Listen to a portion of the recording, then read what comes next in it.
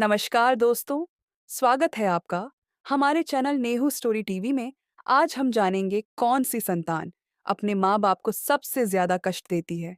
गांव के जाने माने किसान शिवनारायण अपनी पत्नी लक्ष्मी और बेटे रोहन के साथ सुखी जीवन जी रहे थे। शिवनारायण की मेहनत से खेती अच्छी चल रही थी और रोहन उनका इकलौता वारिस था। रोहन बचपन से ही जिद्दी था, लेकिन माता पिता ने उसे खूब लाड प्यार दिया। पढ़ाई में औसत था, पर शिवनारायण को उम्मीद थी कि एक दिन वह खेती संभाल लेगा। कॉलेज की पढ़ाई के लिए रोहन शहर चला गया। वहां उसकी संगति कुछ गलत लोगों से हो गई। उसे पैसे उड़ाने और शानो शौकत में जीने की आदत पड़ गई। धीरे धीरे वह जुए और शराब का आदी हो गया।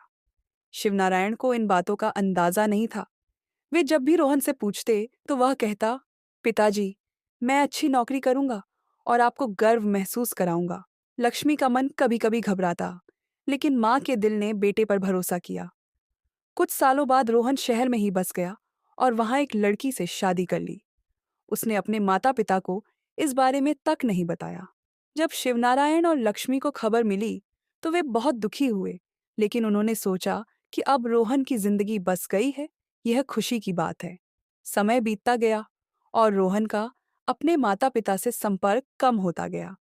जब भी वे फोन करते, वह व्यस्त होने का बहाना बना देता। एक दिन शिवनारायण और लक्ष्मी ने तय किया कि वे खुद शहर जाकर बेटे से मिलेंगे। जब वे शहर पहुंचे और रोहन के घर गए, तो उसकी पत्नी ने बड़ी बेरुखी से कहा, आप लोग अचानक कैसे आ गए? रोहन घर पर नहीं है। शिवनारायण बोले, बेटा, हम तो बस तुमसे मिलने आए हैं। रोहन रात को घर आया। उसने माता पिता को देखकर कोई खुशी नहीं दिखाई, बल्कि उल्टा खींच कर बोला, आप लोगों को आने की क्या जरूरत थी? लक्ष्मी की आंखों में आंसू आ गए। वे वहीं ठहरना चाहते थे, लेकिन रोहन और उसकी पत्नी ने साफ कह दिया कि उनके लिए यहाँ जगह नहीं है। हार कर दोनों वापस गांव लौट आए। गांव में खेती धीरे धीरे खराब होने लगी थी। शिवनारायण बीमार रहने लगे और लक्ष्मी की हालत भी कमजोर हो गई। उन्होंने कई बार रोहन को बुलाने की कोशिश की, लेकिन वह हमेशा टालता रहा। एक दिन शिवनारायण का स्वास्थ्य बहुत बिगड़ गया। लक्ष्मी ने रोहन को फोन कर कहा, बेटा, जल्दी आ जाओ, तुम्हारे पिताजी की हालत बहुत खराब है। रोहन ने ठंडी आवाज में कहा, माँ, मेरे पास अभी समय नहीं है, आप किसी डॉक्टर को बुला लीजिए। यह सुनकर लक्ष्मी सन्न रह गई। अगले ही दिन शिवनारायण का निधन हो गया।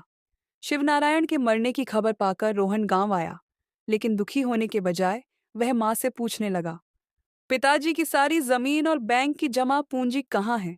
लक्ष्मी ने रोते हुए कहा, बेटा, तुम्हारे पिताजी तुम्हें सब कुछ सौंपना चाहते थे, लेकिन तुमने कभी उनकी परवाह नहीं की। रोहन ने माँ को समझाने की कोशिश की, माँ, अब हम साथ चलेंगे, शहर में रहेंगे।